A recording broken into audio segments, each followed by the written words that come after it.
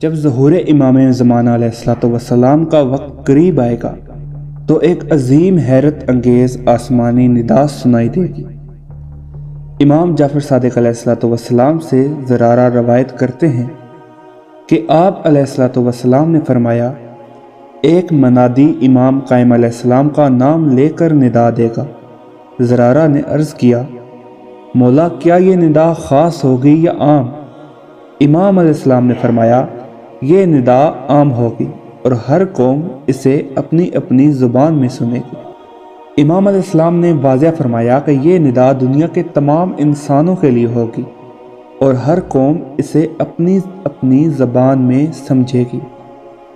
یہ ایک ایسا معجزہ ہوگا جو پوری انسانیت پر حجت تمام کر دے گا، تاکہ کوئی یہ نہ کہہ سکے کہ اس نے ندا نہیں سنی یا سمجھ نہیں پائی۔ اب اس روایت میں لوگوں کا امتحان بھی ہے۔ روایت میں ہے کہ زرارہ نے مزید پوچھا، کیا جو لوگ امام قائم علیہ الصلوۃ والسلام کے مخالف ہوں گے وہ بھی یہی ندا سنیں گے؟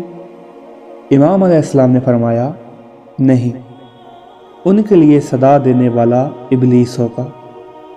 وہ آخری شب میں ندا دے گا تاکہ لوگوں کو شک میں ڈالے اور انہیں گمراہ کرے۔ یہ ندا شیطانی ندا فتنہ پیدا کرنے کے لیے ہوگی تاکہ لوگوں کے دلوں میں فتور پیدا ہو۔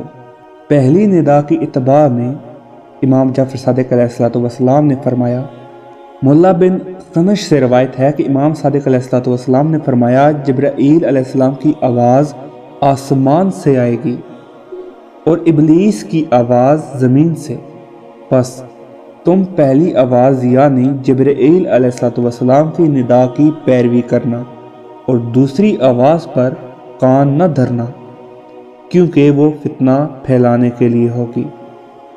یہ حدیث ہمیں اس بڑے امتحان کی طرف متوجہ کرتی ہے جو ظہور کے قریب زمانے میں پیش آئے گی۔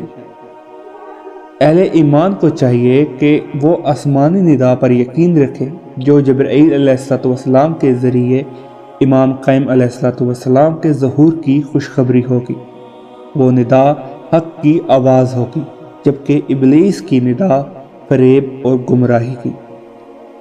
بس مومنین کو چاہیے کہ وہ سچائی کی پہلی ندا پر لبیک کہیں اور کسی شبہے یا وسوسے میں نہ پڑیں، کیونکہ یہی ایمان اور بصیرت کی علامت ہوگی۔ اس روایت کا حوالہ تفسیر البرہان کتب میں موجود ہے۔